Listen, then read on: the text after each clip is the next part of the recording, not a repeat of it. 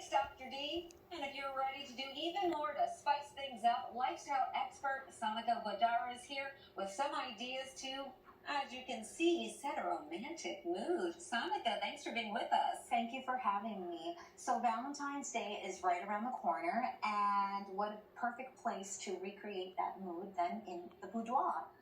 So I came up with some simple tips on how to create that mood in the bedroom. I love this. Thank you. So where should we start? All right, so let's start over here to your left. I have the pink bowl, which is super chic, and it creates that alluring mood. And why not maybe throw in some twinkle lights? I like that. Everybody looks great in some nice lighting. Soft lighting. Good lighting's everything. Good lighting is everything. And if you don't want to opt for these kind of lighting, how about the candles? You can go for something that is scented, or you can do your traditional candles. But again, everyone looks so, they look great in a candlelit look, right? Environment, sure. Yes, absolutely. Then I suggest getting some new sheets. You can wear a plush robe. I like these. I like that. Yeah, you can get his and hers. I see some And sparkles then there's some in there. sparkles. This is body jewelry, so you can wear it just alone and leave no mind to the imagination. Yes. Oh, wow. I know. Oh, my. And maybe you can use a little massage oil, That's always good. right? Partner massage. Absolutely.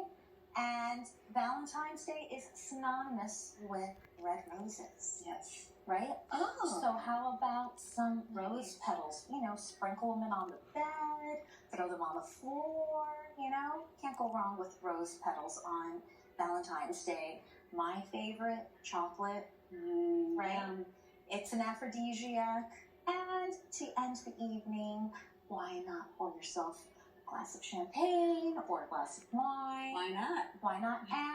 Or you can have like a nice mocktail that's like a mood tea, and it kind of gets you into the mood. So there's all these little tips. You don't have to spend a lot of money to recreate that mood for Valentine's Day. And you don't have to do all of them. You could do 2 or 3 of them, and you've really created something really pretty. Yes. And I beautiful. bet a lot of these things people have them in their home already. Absolutely. Yeah. Soneca, this was wonderful. Great ideas. Thanks for being with us. Thank you so much for having me. And, tell me, which one is your favorite that you're going to be doing on Valentine's Day? The chocolate and the champagne, for sure. Definitely. And happy Valentine's Day to you. Thank you so much. And we will be right back.